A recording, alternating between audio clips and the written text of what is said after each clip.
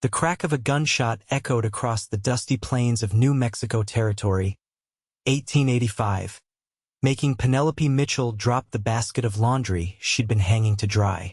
She ran around the side of her weathered cabin, heart pounding, to find her twin 8-year-old boys locked in a tussle that had quickly escalated beyond childish roughhousing.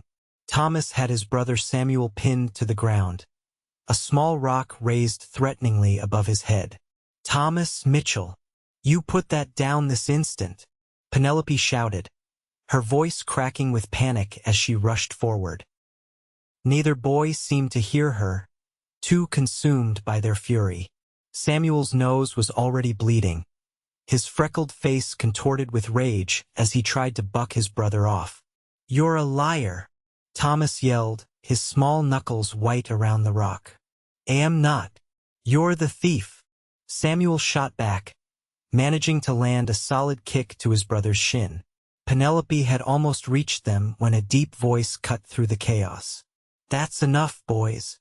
The words weren't shouted, but they carried a quiet authority that made both children freeze. Penelope turned to see a tall figure silhouetted against the setting sun. A stranger on horseback had stopped at her property line, his broad-shouldered frame unmistakably that of a cowboy.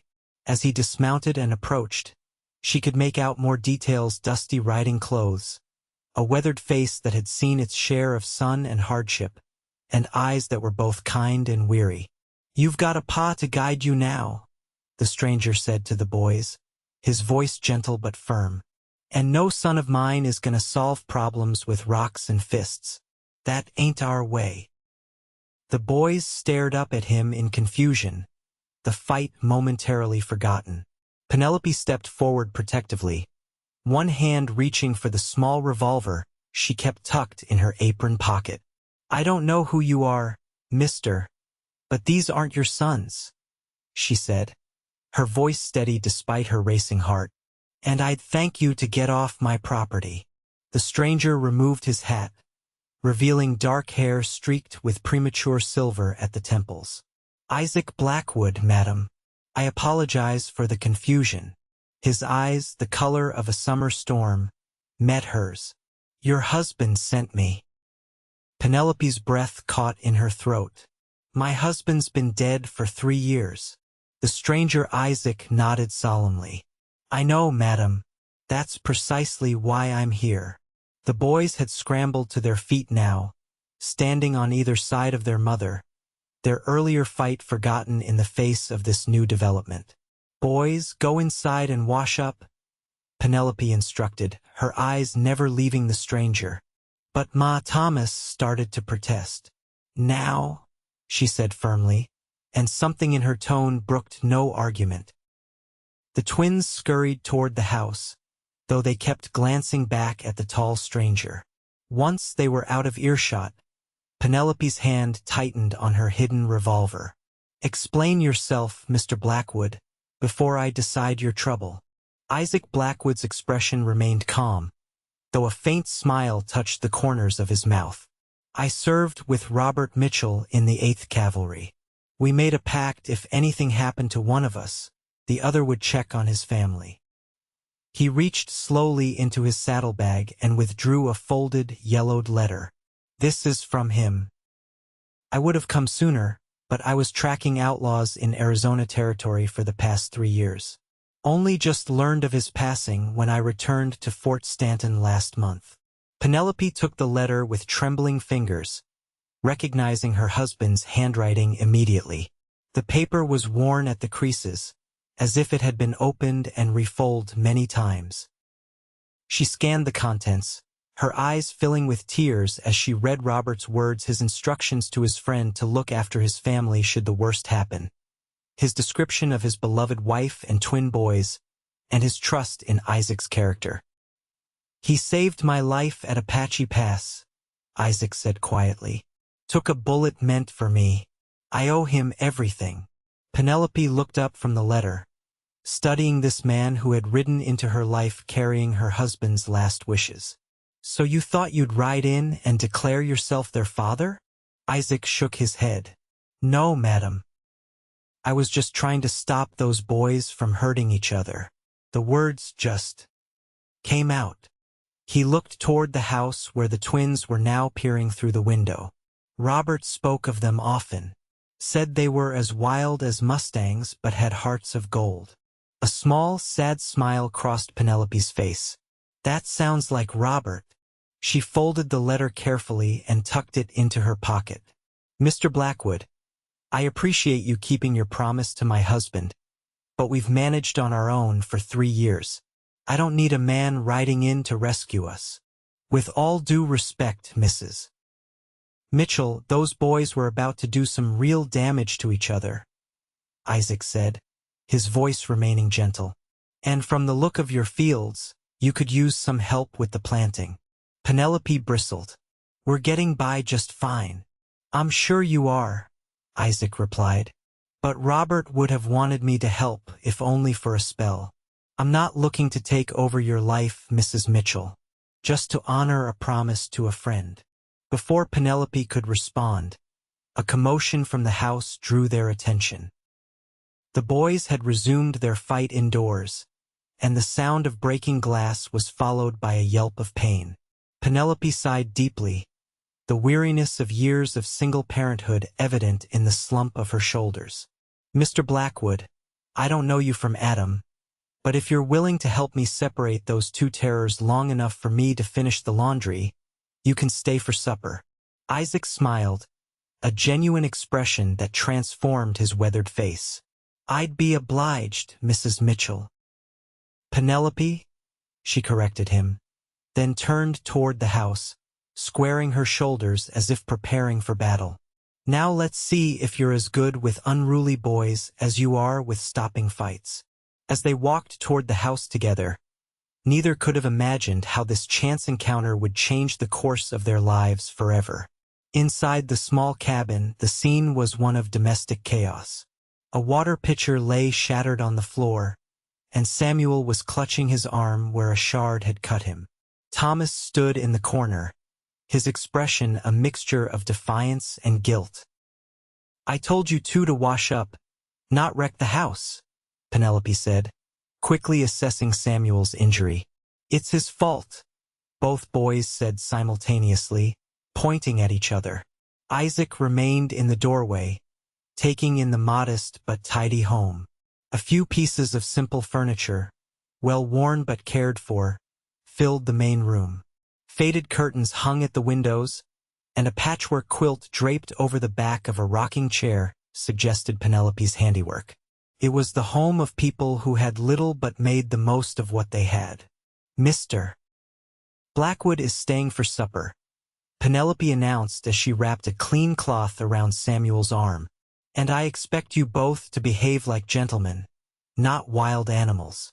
The twins eyed Isaac with a mixture of curiosity and suspicion. Are you really a cowboy? Thomas asked, his earlier anger seemingly forgotten. Among other things, Isaac replied. I've punched cattle, tracked outlaws, and served as a cavalry scout. Did you know our pa? Samuel asked, wincing slightly as his mother tied off his bandage. Isaac nodded solemnly. I did. He was one of the bravest men I ever knew. Can you shoot a gun? Thomas pressed, his eyes wide with excitement. Thomas Mitchell, that is not an appropriate question for the supper table, Penelope admonished, though her tone had softened. Now both of you, clean up this mess while I finish preparing the meal. As the boys reluctantly began gathering the broken pieces of the pitcher, Isaac stepped forward.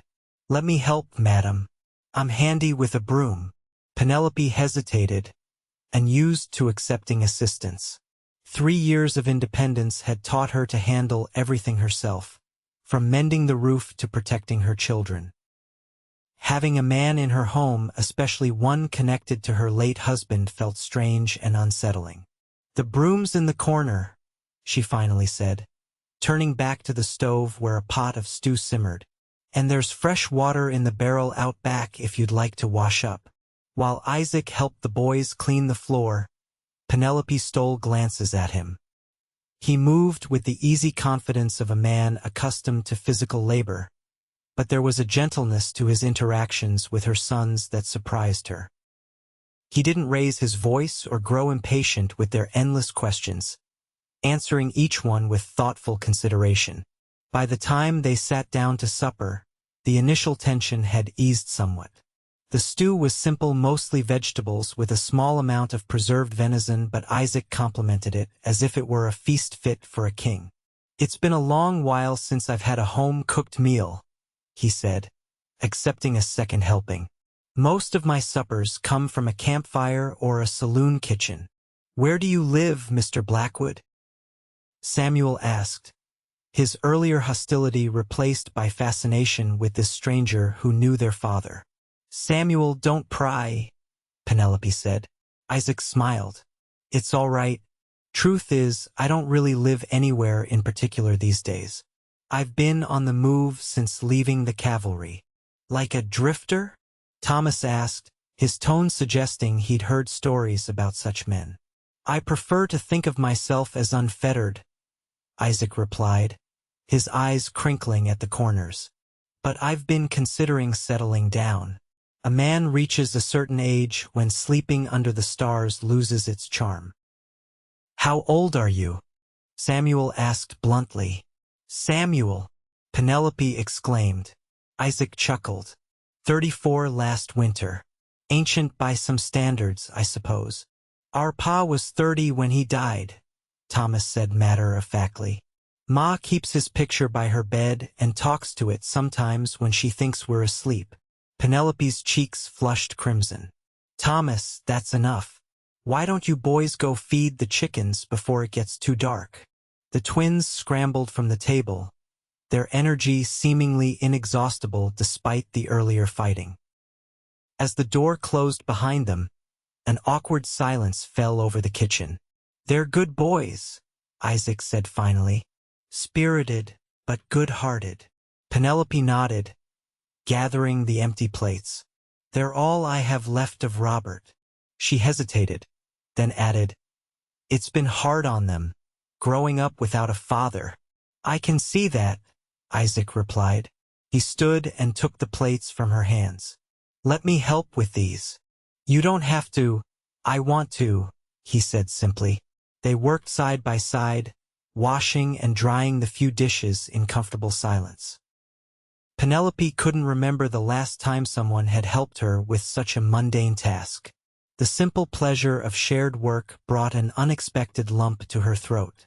"Mr. Blackwood," she began. "Isaac, please." "Isaac," she amended. "I appreciate your coming all this way to honor your promise to Robert, but as I said, we've managed on our own." He nodded, carefully drying a chipped plate. "You have, and admirably so.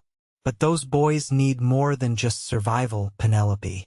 They need guidance, especially at their age. And you think you're the one to provide it?" she asked, unable to keep a note of defensiveness from her voice. Isaac set down the plate and turned to face her fully. "I don't presume anything. I'm offering to help with the farm, with the boys for as long as you'll have me. Robert would have done the same for my family, had our situations been reversed." Penelope studied his face, searching for any sign of deception or ulterior motive. All she found was sincerity and a quiet strength that reminded her, painfully, of Robert. "The barn has a small room where the previous owner kept a farmhand," she said finally. "It's not much, but it's dry and has a cot. You're welcome to stay there while you help." Relief and something else, perhaps gratitude, crossed Isaac's features. "Thank you. I won't overstay my welcome."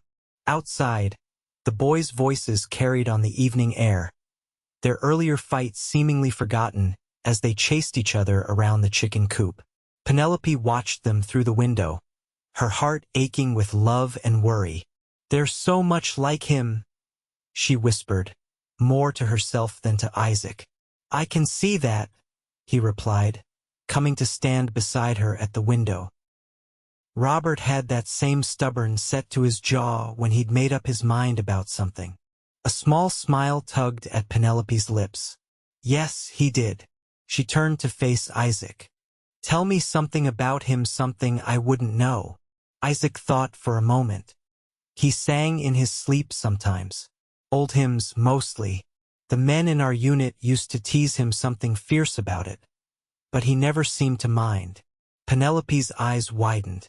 I never knew that. He also carved little wooden animals whenever we had downtime. Said he was practicing for when he had children. Isaac reached into his pocket and withdrew a small, smooth figure of a horse.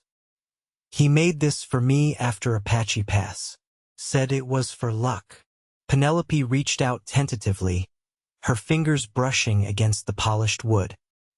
He made similar ones for the boys when they were babies. They still keep them under their pillows. As the last light of day faded from the sky, casting long shadows across the yard, Penelope felt something shift inside her, not a dramatic change, but a small opening, like a tightly closed flower beginning to unfurl in the warmth of spring sunshine. It's getting late, she said, withdrawing her hand. I should call the boys in. Isaac nodded, stepping back to a respectful distance. And I should see to my horse. Thank you for the meal, Penelope. It meant more than you know. As he walked toward the door, Penelope called after him. Breakfast is at sunrise, Mr. Blackwood. I expect if you're staying to help, you'll be up with the roosters. A smile spread across his face. Yes, madam. I reckon I will. After Isaac had gone to settle his horse in the barn, Penelope called the boys inside for their bedtime routine. As she helped them wash their faces and change into their nightshirts, she found herself watching them more closely than usual, seeing echoes of their father in every expression and gesture. Ma, is Mr. Blackwood going to stay with us? Samuel asked as she tucked him into the small bed he shared with his brother. For a little while, she replied cautiously. He's going to help around the farm. I like him, Thomas declared. He talks to us like we're grown up. And he knew Pa, Samuel added. Do you think he could teach us to shoot a gun? Penelope smoothed the blanket over them. That's not something we need to decide tonight. Now say your prayers and go to sleep. After kissing each boy on the forehead, she blew out the lamp and retreated to her own small bedroom. Robert's photograph sat on the nightstand, his young face frozen in time, smiling with the confidence of a man who believed he had his whole life ahead of him. What am I doing, Robert? She whispered to the photograph. Letting a stranger stay here, just because he knew you? The photograph offered no answers, just the familiar smile that had once been the center of her world. Sighing, Penelope changed into her nightgown and climbed into the bed that had felt too large for one person these past 3 years. Outside, an owl hooted softly, and in the distance, she could hear the low murmur of Isaac's voice as he spoke to his horse in the barn. The sound was oddly comforting, a reminder that, at least for tonight, she wasn't solely responsible for everything within her small kingdom. With that thought, Penelope Mitchell closed her eyes and, for the first time in many months, fell into a deep and dreamless sleep. The morning dawned clear and bright, the New Mexico sun cresting the horizon in a blaze of orange and gold. Penelope rose with the first light, as was her habit, and was surprised to find the fire already lit in the kitchen stove and a pot of coffee brewing. Through the window, she could see Isaac in the yard, examining the plow that had been sitting unused since the previous autumn. She dressed quickly in a simple calico dress and pinned her hair into its usual practical bun before going to wake the boys. To her surprise, they were already up and dressed, peering out their window at Isaac. He's been fixing things since before the sun came up, Ma, Samuel reported excitedly. He mended the chicken coop gate and fed the animals. And he's looking at Pa's plow, Thomas added. Do you think he knows how to use it? Penelope ushered them toward the kitchen. I suppose we'll find out. Now come have your breakfast. By the time Isaac came in from the yard, The family was seated at the table. His presence filled the small kitchen, bringing with it the scent of fresh air and honest work. "Hope I'm not late," he said, removing his hat and hanging it on a peg by the door, the same peg where Robert had once hung his own hat. "Right on time," Penelope replied, trying to ignore the strange flutter in her chest at the domesticity of the scene. "There's water in the basin if you want to wash up." Over a simple breakfast of cornmeal mush and the last of the previous summer's preserved peaches, Isaac outlined his assessment of the farm. "The plow needs some repairs, but I can have it ready for spring planting," he explained. "The chicken coop's fixed, and I noticed your root cellar door is hanging by one hinge. I'll mend that today." "I can help," Thomas volunteered eagerly. "Me too," Samuel chimed in, not to be outdone. Isaac glanced at Penelope, seeking her approval before responding to the boys. When she nodded slightly, he turned back to the twins. "I'd appreciate the help," he said seriously. "Every good worker needs assistance." The boys beamed with pride, and Penelope felt a twinge of both gratitude and unease. In just one morning, Isaac had managed to engage her sons in a way she'd struggled to do for years. "After breakfast, I thought I might ride into town for supplies," Isaac continued. "With your permission, of course." "What sort of supplies?" Penelope asked. "Seed for planting, mostly, some hardware for repairs, and perhaps some peppermint sticks for 2 hard-working assistants," he added with a wink to the boys, who grinned in response. "We don't have much money for extras," Penelope said quietly. Isaac's expression grew serious. "I have my own funds, Penelope. Consider it my contribution to the household in exchange for your hospitality."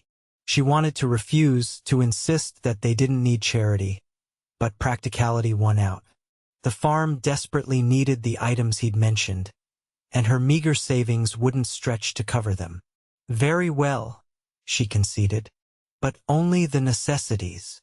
After breakfast, Isaac set off for town while Penelope directed the boys in their daily chores. With the promise of helping Isaac later, they completed their tasks with unusual enthusiasm, and by mid-morning, Penelope found herself with unexpected free time.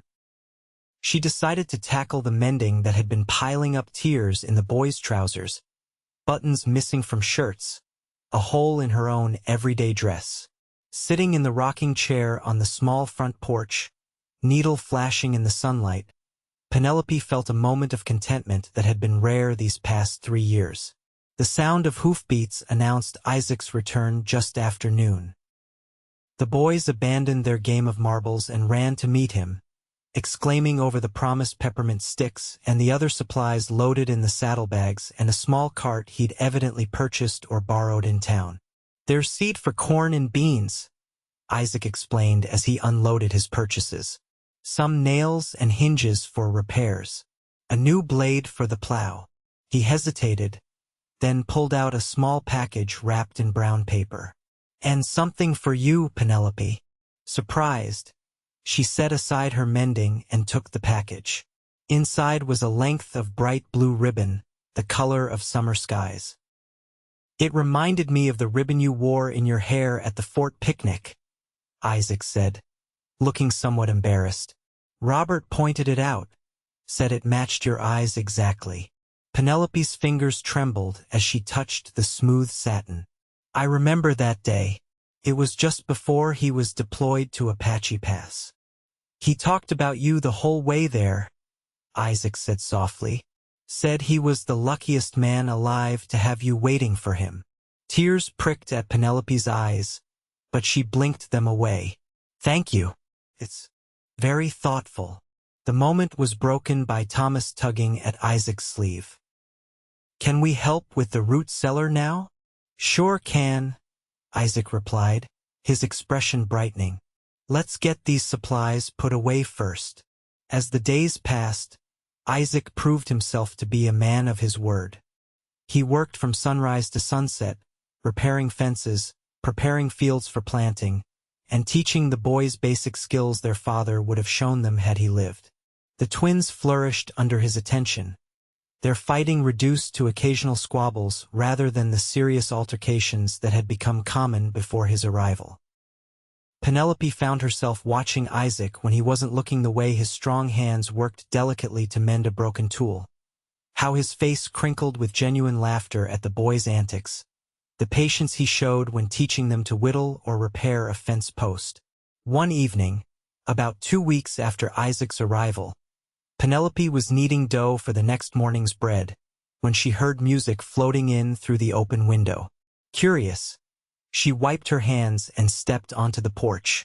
The sight that greeted her made her heart skip a beat. Isaac sat on an overturned barrel, playing a harmonica while the twins danced in exaggerated, clumsy circles. Their faces were alight with joy, and even in the fading light, Penelope could see that they were happier than they'd been in years. Isaac looked up and caught her watching. Without missing a note, he nodded toward the impromptu dance floor, an invitation in his eyes.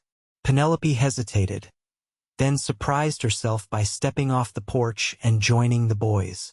Thomas grabbed one hand, Samuel the other, and they spun her around until she was laughing breathlessly.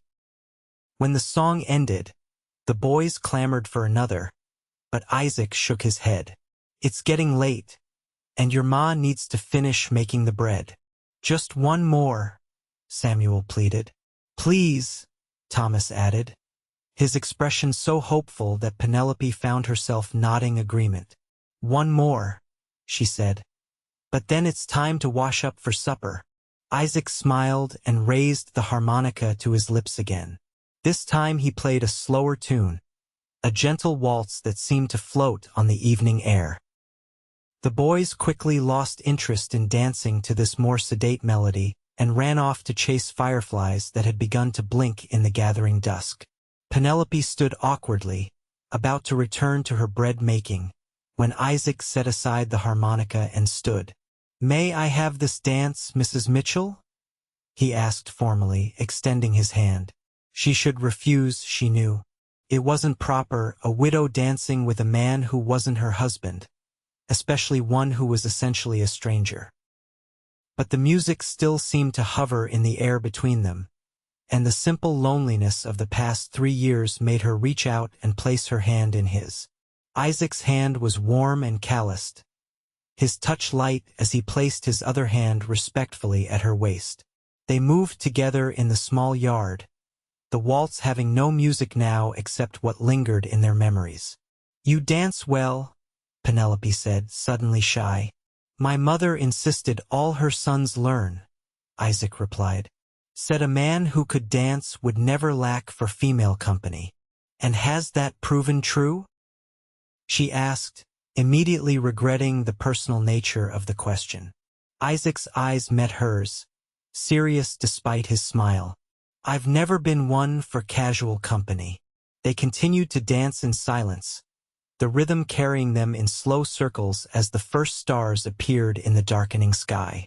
Penelope became acutely aware of the narrowing space between them, of the steady beat of her heart, of the way Isaac's eyes never left her face. When they finally stopped, neither moved away immediately.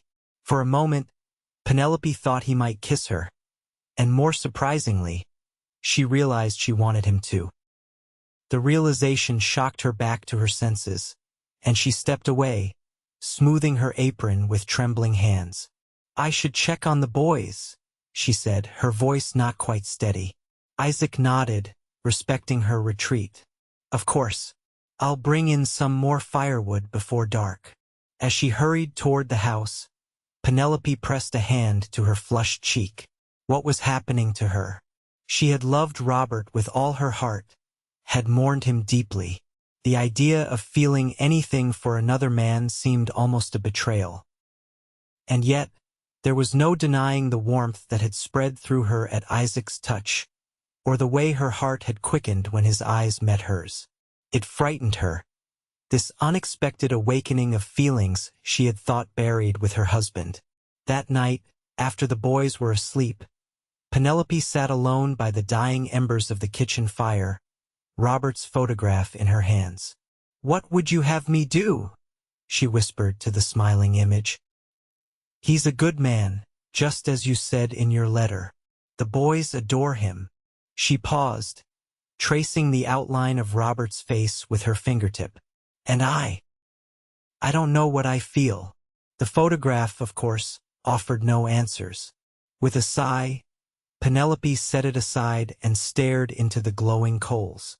Outside, she could hear Isaac moving around in the barn, the soft thud of his boots on the wooden floor a reminder of the changes his presence had brought to their lives. For the first time in 3 years, Penelope allowed herself to consider a future different from the one she had resigned herself to, one where she wasn't alone, where the boys had a father figure, where there might be love again. The thought was both terrifying and exhilarating. As spring progressed into early summer, the farm began to transform under Isaac's careful attention. The fields were planted with corn, beans, and squash. The chicken coop was expanded to accommodate more laying hens, and a small vegetable garden flourished beside the house. The boys, excited by the progress, threw themselves into the work with unprecedented enthusiasm. Penelope, too, found herself caught up in the renewal of the farm. Each morning, she rose with a sense of purpose that had been missing for too long. She and Isaac established a comfortable routine, working side by side during the day and sharing quiet conversations after the boys were in bed. They spoke of Robert, sometimes fond memories that brought more smiles than tears now.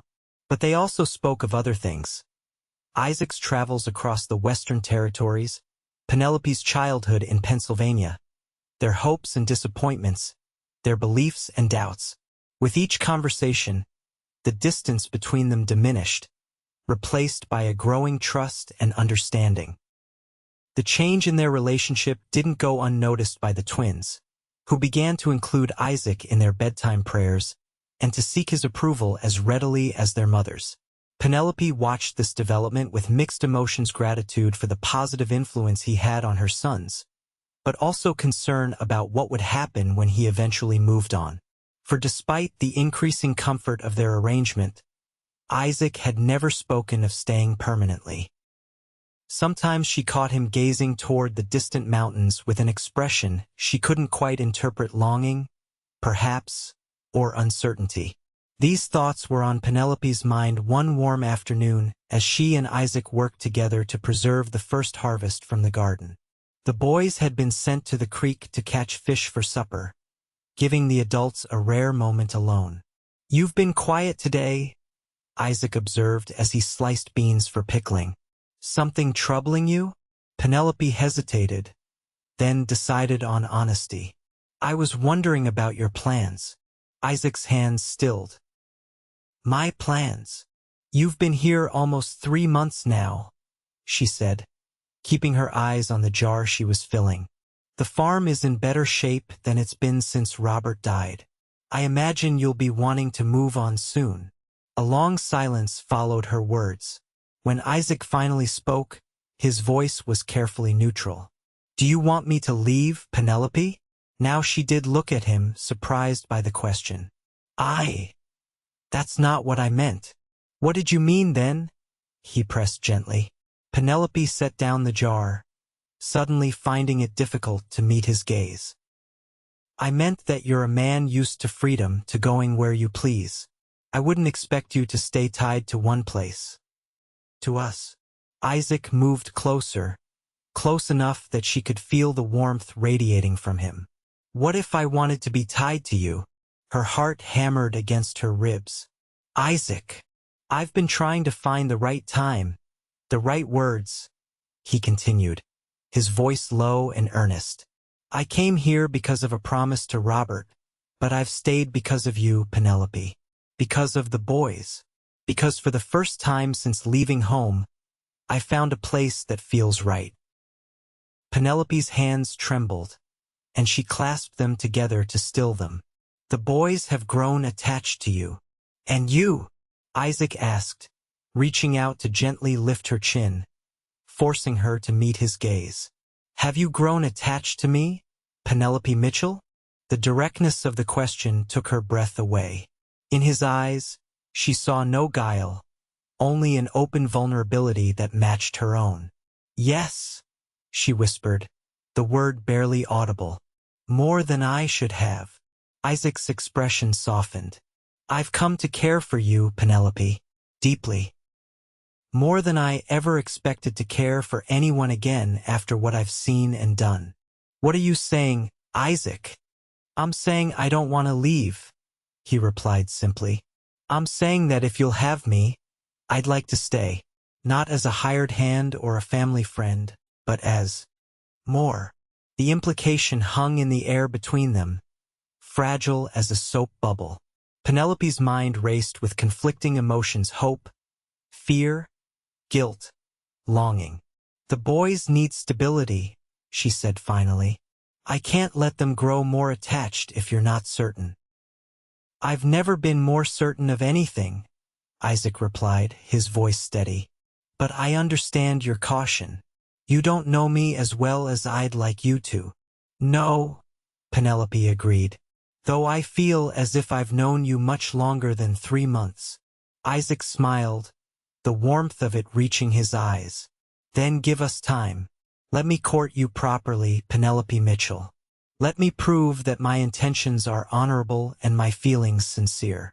The old-fashioned request brought a flush to Penelope's cheeks. Court me? Like a young girl. Like the remarkable woman you are, Isaac corrected. A woman who's raised 2 fine boys on her own, who's faced hardship with courage and grace, who deserves to be cherished. Tears pricked at Penelope's eyes, but they were not tears of sadness. I don't know what to say. Say you'll allow it, Isaac urged gently.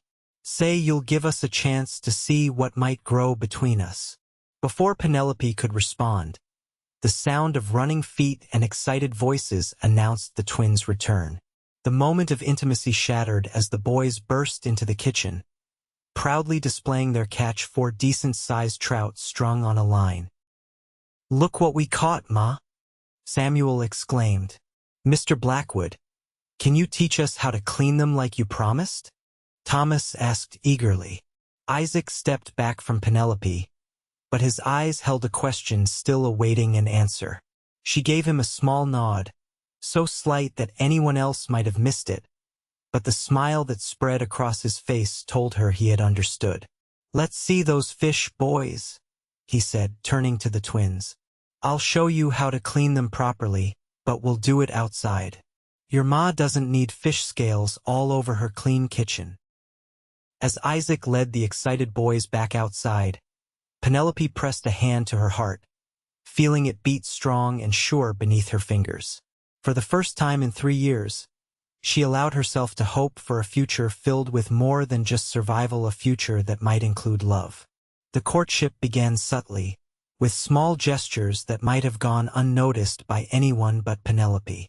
Isaac brought her wildflowers he'd found while checking the fence line, carved a new handle for her favorite cooking spoon, and made sure there was always fresh coffee waiting when she rose in the morning.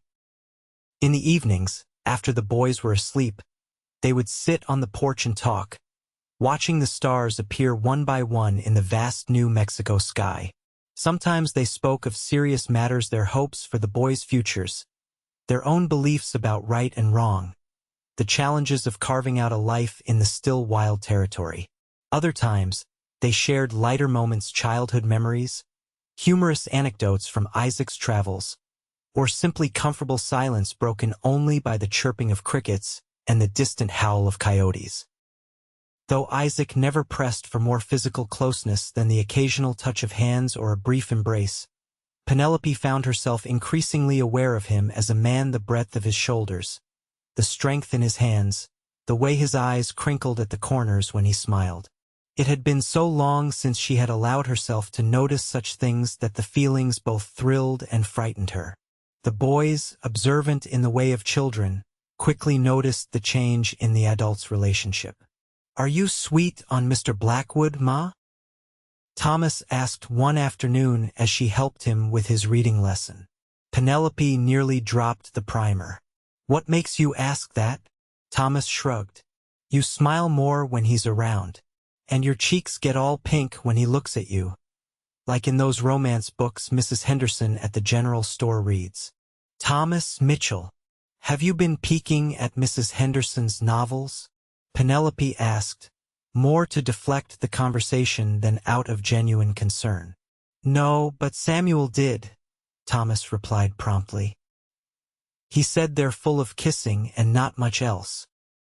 Penelope made a mental note to speak with Samuel about appropriate reading material before addressing her son's original question.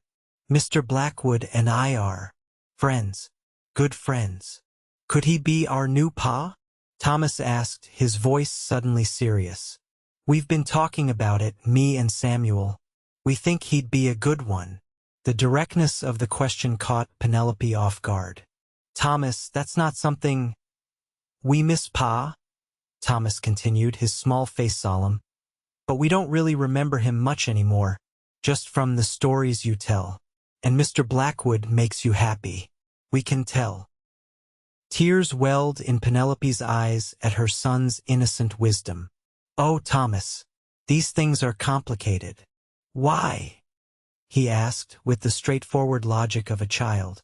If you like him, and he likes you, and we like him, why is it complicated?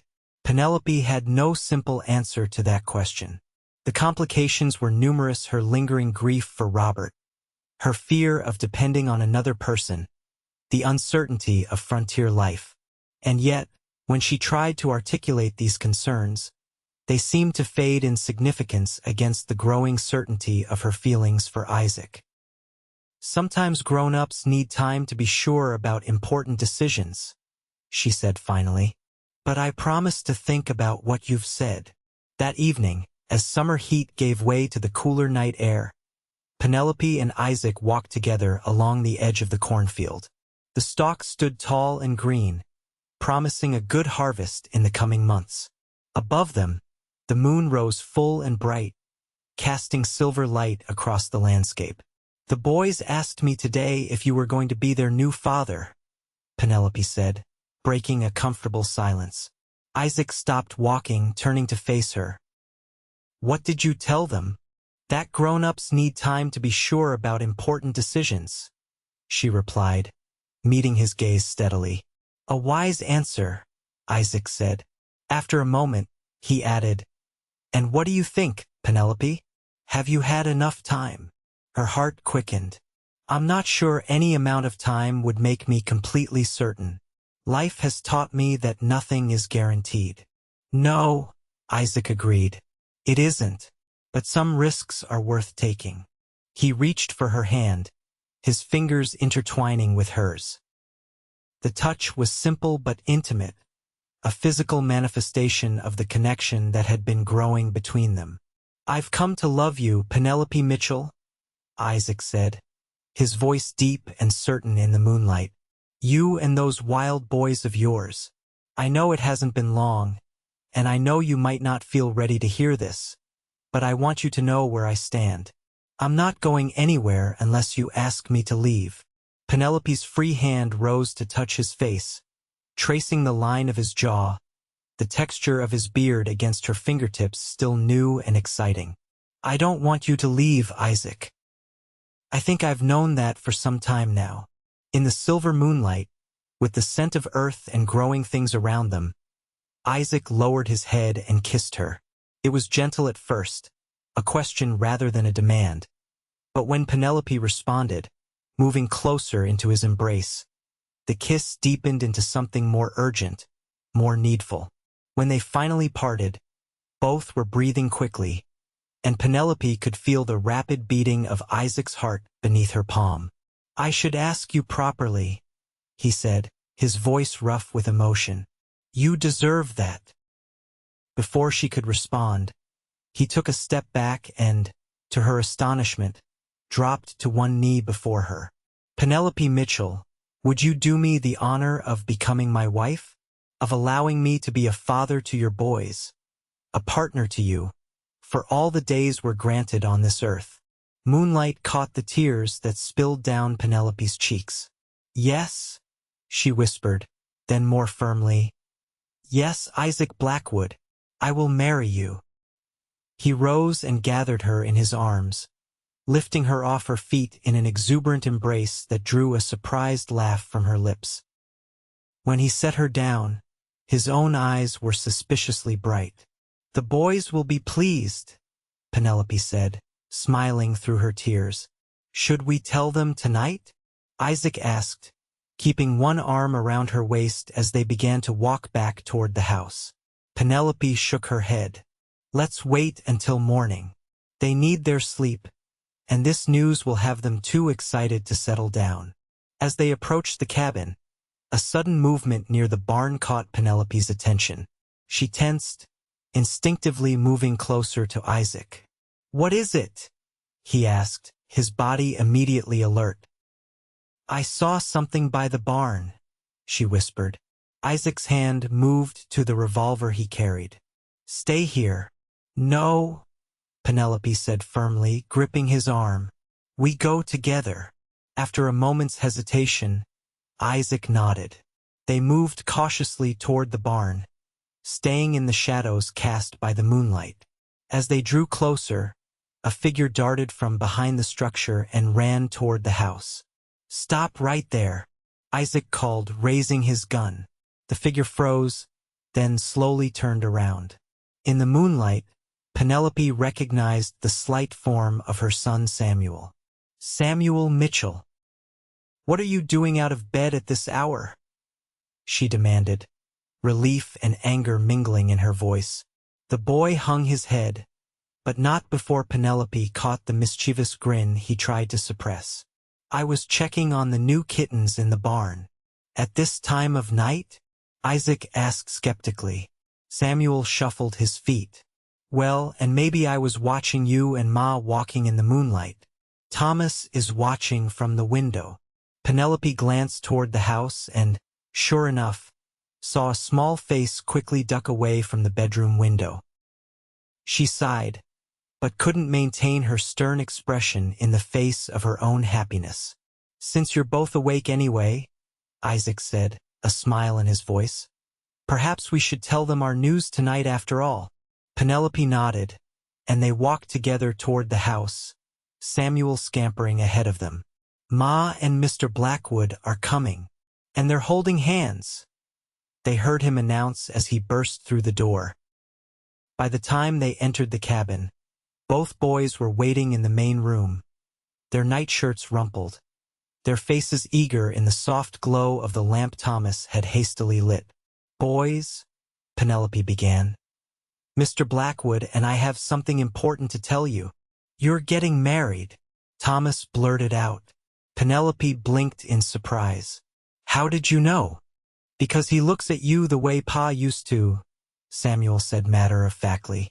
"And because we heard him practicing his speech to the horses yesterday." Isaac laughed, a deep, rich sound that filled the small room. "I suppose I've been found out." "So it's true," Thomas pressed. "You're really going to be our Pa now?" Isaac's expression grew serious as he knelt to be at eye level with the twins. "If you'll have me, yes. I can never replace your father. He was a fine man, a hero, but I promise to love and care for you both as if you were my own sons." The boys exchanged a quick glance, some silent communication passing between them, before they simultaneously launched themselves at Isaac, nearly knocking him over with the force of their embrace. "Does this mean we can call you Pa now?" Samuel asked, his voice muffled against Isaac's shirt. Isaac looked up at Penelope, a question in his eyes. She nodded, her heart too full for words. "Yes," he told the boys, his voice rough with emotion. "You can call me Pa." As she watched her sons embrace the man who would become their stepfather, Penelope felt the last lingering shadows of grief begin to recede. Robert would always hold a special place in her heart, but she knew with sudden certainty that he would approve of the man who had kept his promise and come to love the family he had left behind. The wedding took place in early September, when the harvest was mostly complete and the weather still pleasantly warm. It was a simple affair, held in the yard of the Mitchell farm with only a few neighbors and the circuit-riding preacher in attendance. Penelope wore a new dress of soft blue calico, with the ribbon Isaac had given her woven into her hair. The twins, scrubbed clean and solemn with the importance of the occasion, stood as witnesses alongside Mrs. Henderson from the general store, who had become a friend to Penelope in the years since Robert's death. Isaac, in a new shirt and his best trousers, watched with undisguised adoration as Penelope walked toward him across the yard. The morning sun caught in her hair, turning the simple ribbon to a crown of sapphires, and for a moment, he seemed unable to believe his good fortune. "Dearly beloved," the preacher began, his voice carrying across the quiet yard, "we are gathered here today to join this man and this woman in holy matrimony." The ceremony was brief but heartfelt. When the preacher pronounced them husband and wife, Isaac gathered Penelope into his arms for a kiss that drew cheers from the small assembly and exaggerated groans from the twins. The celebration that followed was modest by some standards but felt abundant to Penelope. Neighbors had contributed dishes to a communal meal, and someone produced a fiddle for dancing. As the afternoon wore on, Penelope found herself watching her new husband teaching the boys a simple two-step, his patience evident even when they trod on his toes. "You've found yourself a good man there, Mrs. Henderson observed, settling herself next to Penelope with a glass of lemonade. "Not many would take on another man's children with such enthusiasm." "I know," Penelope replied, unable to keep the happiness from her voice. "The boys adore him." "And he clearly adores you," the older woman said with a knowing smile. "It does my heart good to see you happy again, Penelope. After Robert passed, I worried you might never allow yourself to love again." "I didn't think I would," Penelope admitted. "It seemed disloyal somehow. But Isaac helped me understand that loving him doesn't diminish what Robert and I had. It honors it, in a way." Mrs. Henderson patted her hand. "That's wisdom, my dear. Love isn't a finite resource that runs out when you share it. It grows." As the sun began to set, casting long shadows across the yard, the guests gradually departed, leaving the new family alone. The boys, exhausted from excitement and dancing, were sent to bed with minimal protest, leaving Penelope and Isaac alone for the first time as husband and wife. "Mrs. Blackwood," Isaac said, drawing her into his arms. "That has a fine sound to it." Penelope smiled up at him. "It does, doesn't it? Though I suspect the boys will have a harder time remembering to use their new surname." "They'll adjust," Isaac said confidently. "Children are adaptable. And speaking of adjustments..." He hesitated, a rare uncertainty crossing his features. "I had something I wanted to discuss with you. A proposal of sorts." "Another one?" Penelope teased. "The first seems to have worked out well enough." Isaac smiled, but his expression remained serious. "This one's a bit different. I've been thinking about our future, yours, mine, the boys, and..." Penelope prompted when he paused. "And I believe we could make a better life in Colorado Territory," he said, watching her face carefully for her reaction. "There's good land to be had there, better than this rocky soil. Water's more plentiful, and the winters aren't quite so harsh." Penelope's smile faded as she absorbed his words. "You want us to leave? To start over somewhere new?" Isaac nodded. "I've saved most of my earnings from my time with the cavalry and my work as a scout. We could buy a proper ranch, raise cattle as well as crops. The boys would have better opportunities as they grow." Penelope pulled away slightly, moving to the window where she could see the familiar outline of her small farm in the gathering dusk. "This is our home, Isaac. It's all the boys have ever known. All the memories of Robert are here." "I understand that," Isaac said gently, coming to stand behind her. "And I wouldn't suggest it if I didn't believe it would be better for all of us." The memories of Robert aren't in this place, Penelope. They're in you, in the boys. You'll carry them wherever you go. She turned to face him, searching his eyes. Is this something you've always planned? To move on once we were married? No, Isaac replied firmly. I'd be content to stay here if that's what you truly want. But I've traveled enough to know there are places where life could be easier, where the land gives back more than it takes. Penelope considered his words. The farm had never been particularly prosperous, even when Robert was alive. The soil was poor, the water scarce in summer. Each year had been a struggle to produce enough to sustain them, with little left over for improvements or comforts. The boys would have a proper education there, Isaac continued. Towns are more established, with real schools, and we could build a house with room for all of us, maybe even room to grow. The last words were spoken softly, with a question in them that made Penelope's heart quicken. Room to grow. Isaac's hand moved to rest gently against her stomach. If you wanted more children someday. Our children. The thought had occurred to Penelope, of course, in the quiet moments when she allowed herself to imagine their future together. The idea of a baby, a little girl with Isaac's storm-gray eyes, perhaps, or another boy with his quiet strength filled her with unexpected longing. When would we go? She asked, not quite a yes, but no longer a refusal. Hope brightened Isaac's face. Not until spring. We'd have time to sell this place, to prepare the boys for the change. And I'd want you to see the land first, to be sure it's what you want. Penelope reached up to touch his face, the familiar contours now as dear to her as her own reflection. You're a good man, Isaac Blackwood, patient and kind and thoughtful. Is that a yes? He asked, his arms encircling her waist. It's a maybe, she replied with a small smile. A strong maybe. Isaac laughed and lifted her off her feet, spinning her in a circle that made her dizzy with more than just the motion. A maybe is good enough for tonight, Mrs. Blackwood. I have time to convince you. As he lowered her for a kiss, Penelope knew in her heart that she was already convinced. The prospect of starting fresh, of building a new life with this man who had come into their lives so unexpectedly, held more appeal than she was ready to admit aloud.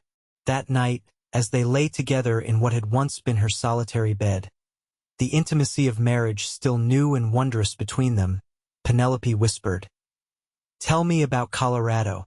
What is it like?" Isaac's voice was soft in the darkness as he described mountain vistas, meadows filled with wildflowers, streams teeming with fish, and fertile valleys where crops grew tall and strong. His words painted pictures that followed Penelope into her dreams of a future bright with possibility. The winter passed more quickly than any Penelope could remember. The small cabin, which had often felt lonely in the long, cold months after Robert's death, was now filled with warmth and laughter. Isaac proved to be as adept at keeping the family spirits up during the indoor months as he had been at farm work in the growing season. He taught the boys to play checkers and chess, told them stories of his travels, and worked with them on their reading and ciphering. As the snow deepened outside, Penelope found herself increasingly drawn to Isaac's vision of their future in Colorado. The idea of starting fresh, of building something new together, no longer frightened her as it once might have. Instead, she found herself mentally designing the house they would build, imagining the garden she would plant, picturing the boys growing tall and strong in a place with more opportunities than their small New Mexico farm could offer. By the time the first signs of spring appeared, tiny buds on the cottonwood trees and the return of meadowlarks to the fields, Penelope had made her decision. "Yes," she told Isaac one evening as they sat by the fire. "Let's go to Colorado." The joy that spread across his face confirmed she had made the right choice. That night, they told the boys, who received the news with mixed emotions: excitement about the adventure ahead, tempered by concern about leaving the only home they had known. "Will we have our own rooms in the new house?" Thomas asked. If that's what you want, Isaac promised. We'll build it however you like.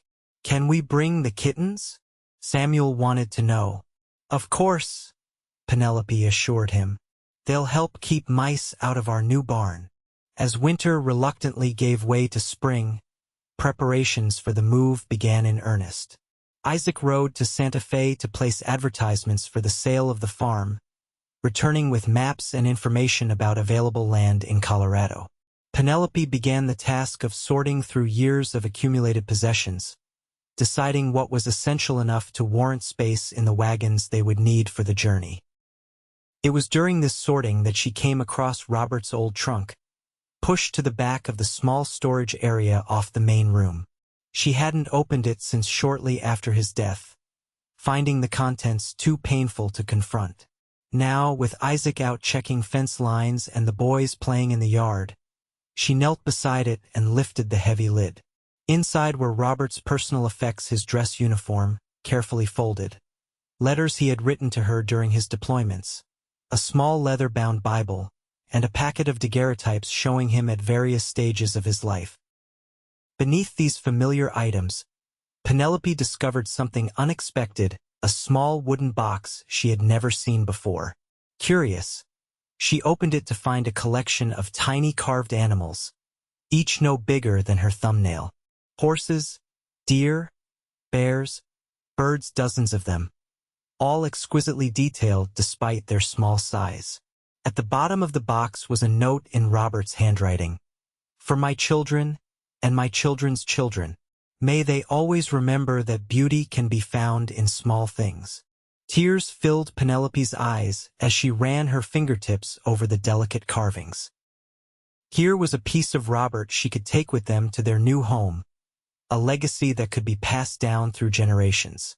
Ma, are you crying? Penelope looked up to find Samuel standing in the doorway, his small face concerned. Happy tears, she assured him, holding out the box. Come see what your father made.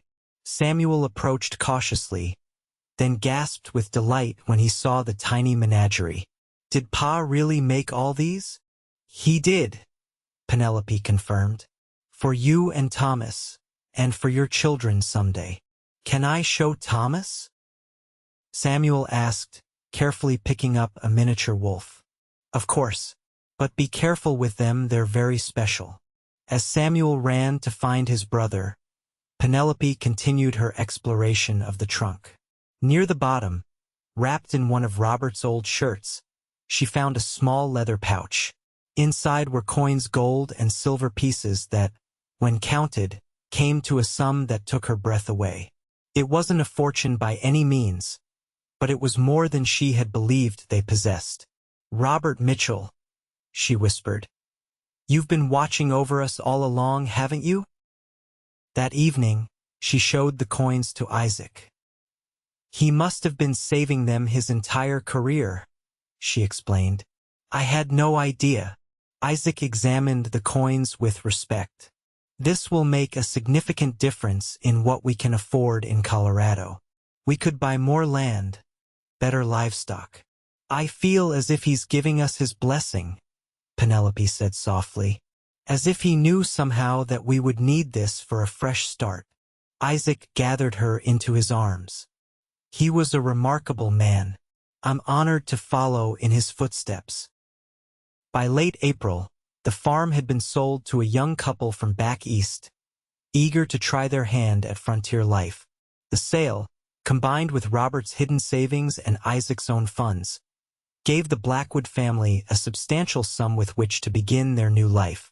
2 sturdy wagons were purchased and loaded with their possessions, and on a clear morning in early May, they bid farewell to the place that had been Penelope's home for nearly a decade. Are you sure you're ready for this? Isaac asked as they paused at the top of the hill that overlooked the small farm. Penelope gazed down at the cabin where she had known both profound joy and devastating grief, where her children had been born and where she had believed her future lay.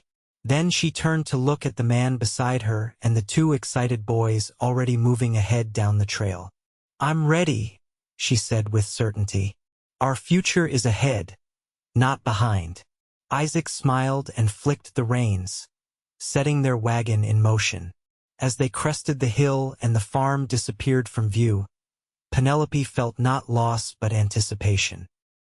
Whatever lay ahead, they would face it together, the family that had been formed not by blood alone but by choice, by love, and by the unexpected twist of fate that had brought a weary cowboy to her yard on the day her boys were fighting. The journey to Colorado Territory took nearly 3 weeks, following the well-traveled Santa Fe Trail before turning north. For the twins, it was an adventure beyond their wildest dreams, camping under the stars, crossing rivers, seeing new landscapes unfold with each day's travel. For Penelope and Isaac, it was a time of planning and dreaming, of mapping out the details of the life they would build together. They encountered few hardships along the way, beyond the usual discomforts of travel in the still Wild West. Once, they were approached by a small band of Ute Indians, but Isaac's knowledge of their language and customs gained during his scouting days turned what might have been a tense encounter into a peaceful exchange of information about the trail ahead. As they crossed into Colorado Territory, the landscape changed dramatically.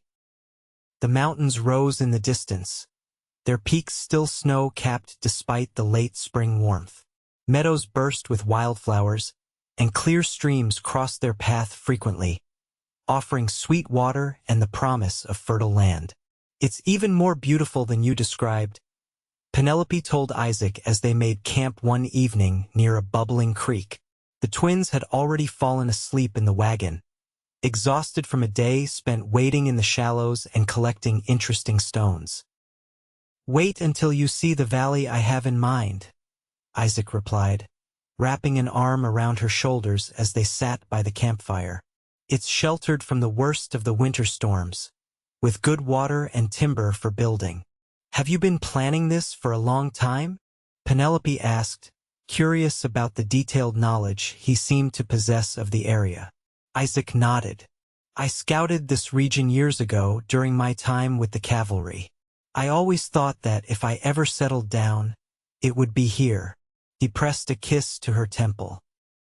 "Though I never imagined I'd be bringing a ready-made family with me." Penelope leaned into his embrace, still marveling at how right it felt to be held by him. "Are you disappointed that you didn't get to court a girl properly, have a traditional marriage?" "Disappointed?" Isaac chuckled. "Penelope Blackwood, you and those boys are the best thing that ever happened to me. I thank God every day that Robert Mitchell was stubborn enough to make me promise to check on his family." The following day, they crested a rise and Isaac pulled the wagon to a halt. "There it is," he said, pointing to a broad valley spread below them. A river wound through its center, bordered by cottonwoods and willows. The land rose gently from the water's edge to rolling hills dotted with pines and aspens. In the distance, mountains formed a protective backdrop. "It's perfect," Penelope breathed, taking in the scene. "It looks like a painting." The boys, riding in the second wagon with their new dog Astray they had adopted along the trail, whooped with excitement when they saw the river. "Can we fish there, Pa?" Thomas called. "Best trout fishing in the territory," Isaac confirmed. "And there's a perfect spot for a house just above the bend in the river. High enough to avoid flooding, but close enough for easy water access."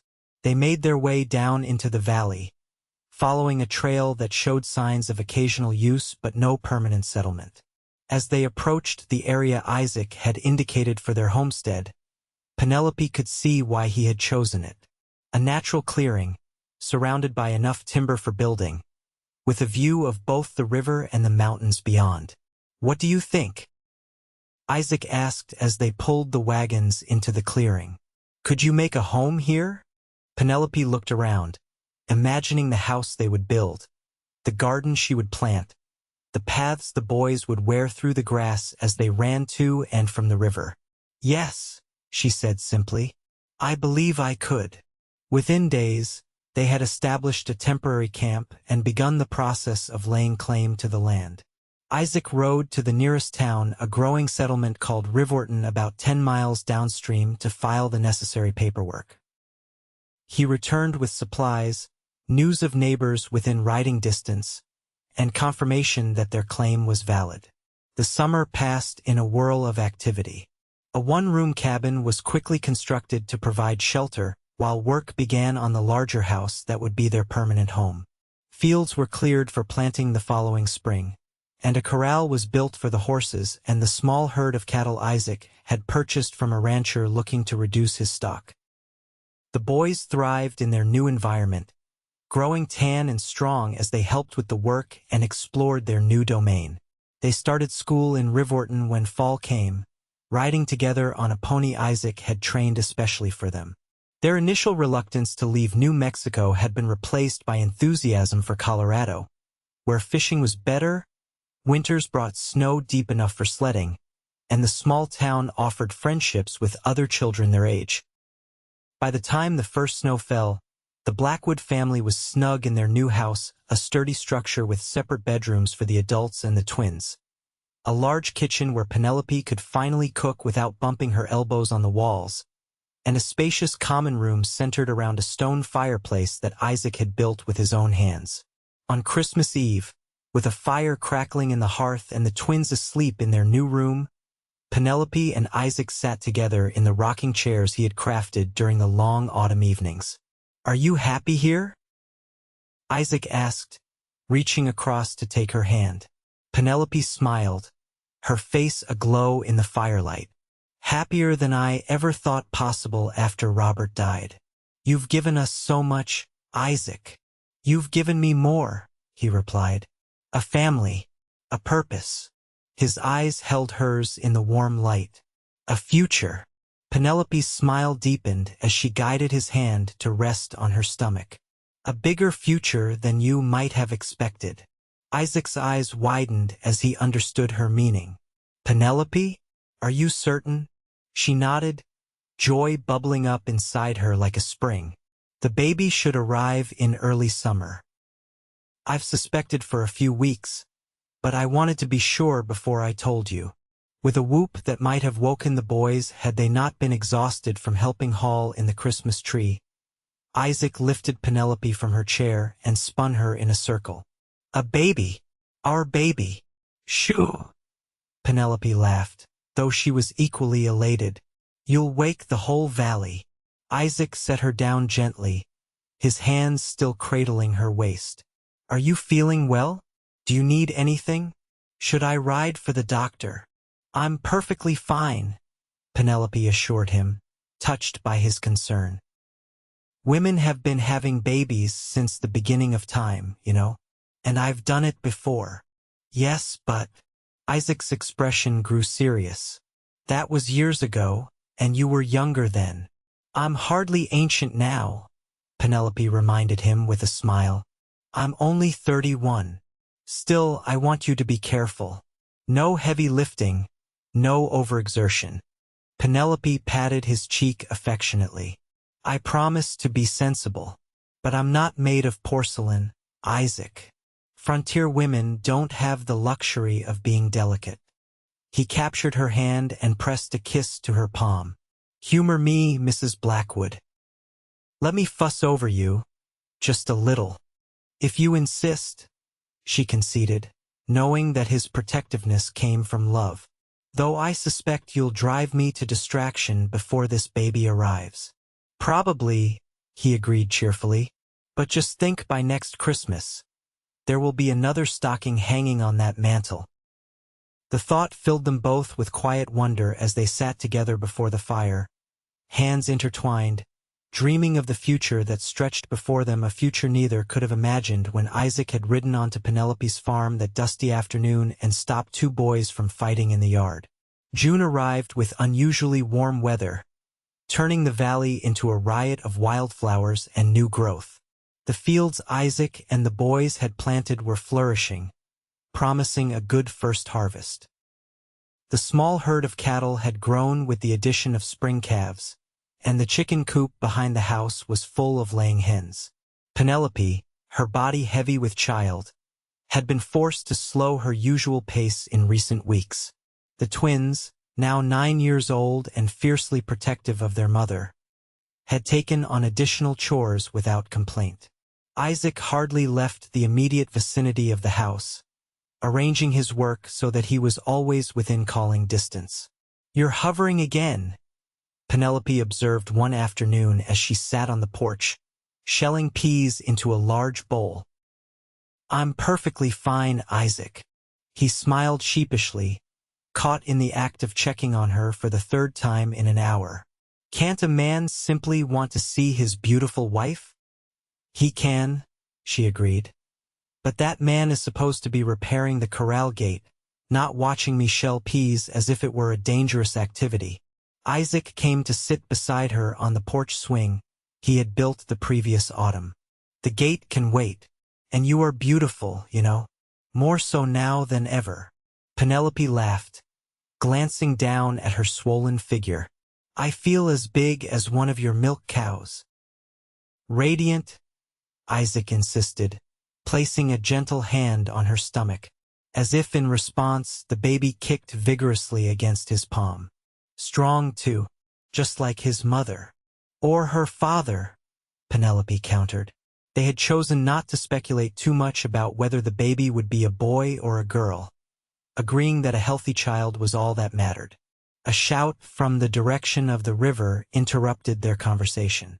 Thomas came running toward the house, his face alight with excitement. "Pa! Ma! Samuel caught the biggest trout you ever saw. You have to come see." Isaac glanced at Penelope, clearly torn between his promise to stay close to her and his desire to share in his son's triumph. "Go," she urged him with a smile. "I'm not going to have this baby in the next hour, and I want to finish these peas anyway." After another moment's hesitation, Isaac nodded. "We won't be gone long. Thomas, you run ahead and tell Samuel we're coming. I'll help your mother inside first." "I don't need to go inside," Penelope protested. "It's cooler here on the porch." "Humor me," Isaac said, using the phrase that had become something of a private joke between them during her pregnancy. With a mock sigh of exasperation, Penelope allowed him to help her to her feet and escort her into the house. The interior was cool and pleasant, with windows open to catch the summer breeze. "I'll be right back," Isaac promised, kissing her forehead. "Don't do anything strenuous." "I'll try to restrain myself from rearranging the furniture," Penelope replied dryly. With a final concerned glance, Isaac departed, his long strides quickly carrying him toward the river where the boys waited. Penelope settled into her rocking chair with the bowl of peas, smiling to herself at her husband's protective nature. For all his worry, she had to admit she found his concern touching rather than irritating. She had just finished the peas when a sharp pain gripped her abdomen. Setting aside the bowl, Penelope placed a hand on her stomach, waiting. When nothing happened for several minutes, she began to relax, assuming it was just the false pains she had experienced occasionally in recent weeks. Then another contraction seized her, stronger than the first. This time, there was no mistaking its meaning. The baby was coming. Penelope took a deep breath, trying to remain calm. There was no cause for alarm. She had sent for the midwife from Rivorton the day before, sensing that her time was near. The woman was staying with the Hendersons, whose farm was just 2 miles away. All Penelope needed to do was get word to her. Rising carefully from her chair, she made her way to the door, intending to ring the large bell Isaac had installed for emergencies. But before she could reach it, her water broke, soaking her skirts and the floor beneath her. "Well," she murmured to her unborn child, "you seem to be in a hurry." Another contraction, stronger still, forced her to grip the doorframe for support. When it passed, she continued to the porch and rang the bell, its clear tone carrying across the valley. Then, knowing she had done all she could for the moment, Penelope made her way back to the bedroom to prepare for the birth. By the time Isaac and the boys reached the house, Running at full speed in response to the bell, Penelope had changed into a clean nightgown and was sitting on the edge of the bed, timing her contractions. "The baby's coming," she told Isaac calmly when he burst into the room, his face pale with worry. "I need you to send Thomas for Mrs. Larson at the Hendersons. Tell her my water has broken and the contractions are about 6 minutes apart." Isaac nodded, his expression a mixture of excitement and fear. "What else can I do?" "Put water on to boil and get the clean sheets from the chest in the hallway," Penelope instructed, grimacing as another contraction began. "And keep Samuel occupied. He doesn't need to see this." Within minutes, Thomas was galloping toward the Hendersons on his pony, and Isaac had the water heating on the stove. Samuel was tasked with keeping watch from the porch for the midwife's arrival, a responsibility that made him stand a little taller despite his obvious concern. As the contractions grew stronger and closer together, Penelope found herself grateful for Isaac's steady presence. He wiped her brow with cool cloths, supported her when she needed to walk, and murmured encouragement when the pain became intense. "You're the strongest woman I've ever known," he told her as she gripped his hand through a particularly powerful contraction. "You can do this, Penelope. You're not alone." The words, simple as they were, gave her strength. She wasn't alone, not anymore. Whatever happened, Isaac would be there, as he had been from the moment he rode into her life. Mrs. Larson arrived just as the sun was beginning to set, her weathered face creasing in a reassuring smile as she assessed the situation. "You're doing fine, Mrs. Blackwood. This isn't your first rodeo, after all." "But it's been 9 years," Penelope reminded her between breaths. "Some things the body doesn't forget," the midwife assured her. "Now, Mr. Blackwood, I need you to wait outside with those boys of yours. This is women's work." Isaac looked ready to protest, but Penelope nodded her agreement. "It's for the best, Isaac. The boys need you now." Reluctantly, he pressed a kiss to her forehead and left the room, closing the door softly behind him. From the main room, Penelope could hear his deep voice reassuring the twins that everything would be fine, that their mother was strong and brave, that they would have a new brother or sister before morning. The labor progressed quickly after that, Penelope's experienced body remembering the ancient rhythm of birth. Mrs. Larson proved to be skilled and comforting, guiding her through the most difficult moments with quiet competence. As midnight approached, the moment of truth arrived. With a final, tremendous effort, Penelope brought her child into the world. The sound of a lusty cry filled the room, bringing tears of joy to her eyes. "A beautiful girl," Mrs. Larson announced, quickly cleaning and wrapping the infant. "Perfect in every way." Exhausted but elated, Penelope held out her arms to receive her daughter. The tiny face, still red and wrinkled from birth, was the most beautiful sight she had ever seen. A tuft of dark hair, so like Isaac's, covered the small head. "Send them in," she told Mrs. Larson, her voice weak but happy. "They've waited long enough." The door opened, and Isaac entered, the twins peering around him anxiously. When they saw Penelope sitting up in bed, tired but smiling, with a small bundle in her arms, their faces lit with relief and wonder. "Come meet your sister," Penelope invited. Isaac approached the bed slowly, as if afraid that moving too quickly might somehow shatter the moment. When he reached her side, Penelope tilted the baby so he could see her face. The expression that crossed his features, awe, love, gratitude, was one Penelope knew she would remember for the rest of her life. "She's perfect," he whispered, carefully sitting on the edge of the bed. "Just like her mother." The twins crowded close, their initial shyness giving way to curiosity as they examined their new sister. "She's so small," Samuel observed. "All babies are small," Thomas informed him with the authority of an older brother, though only by 7 minutes. "Remember the kittens when they were born?" She's not as small as them, Samuel protested. What's her name? Thomas asked, reaching out a tentative finger to touch the baby's tiny hand. Penelope looked up at Isaac. They had discussed names during the long winter evenings but had never made a final decision. Now, holding their daughter in her arms, Penelope knew what felt right.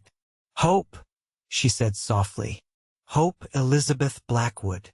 Isaac's eyes met hers, understanding the significance immediately. Hope for the future they were building together, Elizabeth for his mother who had died when he was young. It's perfect, he agreed, his voice rough with emotion. Hope, Thomas repeated, testing the name. I like it. Me too, Samuel added. Can I hold her? Tomorrow, Penelope promised, noticing how the excitement of the day was finally catching up with the boys, their eyelids growing heavy despite their determination to stay awake. She'll be here tomorrow and all the tomorrows after that. As Mrs. Larson shooed the twins off to bed, promising to look in on them once she had finished tending to Penelope and the baby, Isaac remained at his wife's side, seemingly unable to take his eyes off his newborn daughter. Thank you, he said finally, his voice barely above a whisper. For what? Penelope asked, though she thought she knew. For everything. For letting me into your life that day. For trusting me with your boys. For loving me. His finger gently traced the curve of Hope's cheek. For her. Penelope reached up to touch his face, feeling the dampness of tears he hadn't bothered to hide. We're the ones who should be thanking you, Isaac. You gave us a new beginning when we needed it most. As they sat together in the quiet room, their daughter sleeping peacefully between them, Penelope reflected on the journey that had brought them to this moment. From the grief of widowhood to the joy of new love, from the barren soil of New Mexico to the fertile valley of their Colorado home, from the uncertainty of the future to the hope embodied in the tiny life they had created together. It had all begun with two boys fighting in a yard and a weary cowboy who had stopped to help. You've got a pa to guide you now, he had said, not knowing how prophetic those words would prove to be. Outside, the stars shone brightly over the valley they now called home. Inside, a family that had been forged not just by blood, but by choice and love, welcomed its newest member, secure in the knowledge that whatever challenges lay ahead, they would face them together. Epilogue Autumn, 1895. The crisp Colorado air carried the scent of pine and wood smoke as Penelope Blackwood stood on the porch of the two-story house that had been her home for a decade. Below, in the valley that had once been empty save for wildlife, a small community had grown neighbors who had followed the Blackwoods' example and settled in this fertile land. At 41, Penelope's auburn hair now showed strands of silver at the temples, and fine lines had formed at the corners of her eyes. Yet there was a contentment in her expression that spoke of a life well lived, of hardships overcome and joys embraced. The sound of laughter drew her attention to the yard, where Isaac was teaching their younger children to throw a lasso. Hope, now 10 years old and the image of her father with her dark hair and serious gray eyes, was determined to master the skill before her brothers. 8-year-old Robert and 6-year-old James watched with varying degrees of patience, waiting for their turns.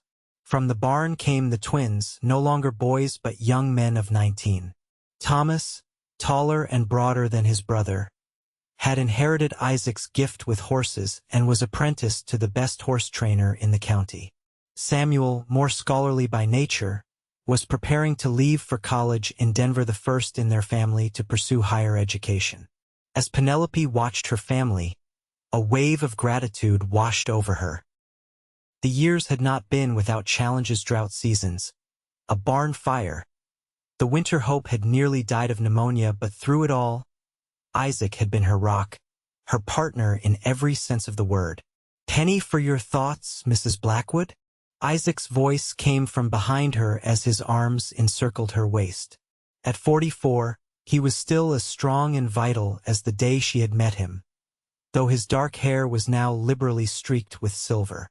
Just counting my blessings, she replied, leaning back against his chest. And thinking how different our lives might have been if you hadn't stopped at my farm that day. Isaac pressed a kiss to her temple. Best decision I ever made. Even when Thomas and Samuel were at their worst? She teased, remembering the challenges of those early days. Even then, he confirmed. Though I'll admit, there were moments when I wondered what I'd gotten myself into. Penelope laughed, turning in his arms to face him. They adore you, you know. All of them. Even Samuel, for all his independence. And I adore them, Isaac replied simply. Our family.